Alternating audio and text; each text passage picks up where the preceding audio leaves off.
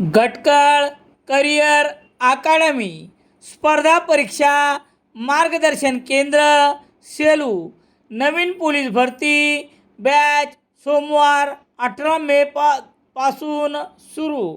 Gatkal career अकादमी सेलू तालुक्यातील तिडी पिंपळगाव येथील देवीच्या मंदिरातील दानपेटी अज्ञात चोरट्याने नेल्याची घटना रविवारच्या मध्यरात्री घडली.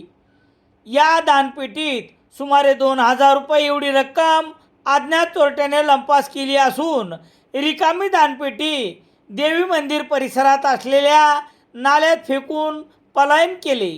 याबाबत समजलेली माहिती याप्रमाणे. सेलू तालुक्यातील तिडी पिंपळगाव येथे असलेल्या देवीच्या मंदिरातील दानपेटी अज्ञात चोरट्याने रविवार 21 जूनच्या मध्यरात्रीनंतर लंपास केली. दानपेटीत असलेली अंदाजे 2,000 रुपयाची रक्कम काढून घेऊन ही दानपेटी देवी मंदिर परिसरात असलेल्या एका नाल्यात आढळून आली. घटनास्थळी सोमवारी पोलीस आणि तिडी पिंपळगावचे पोलीस पाटील विठ्ठल कछवे यांनी भेट दिली.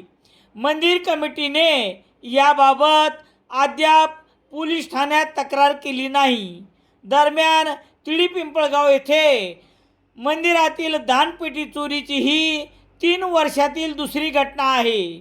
यापूर्वी महादेव मंदिर येथील दानपेटी आणि पितळाची मोठी घंटा चोरट्याने लंपास केली होती.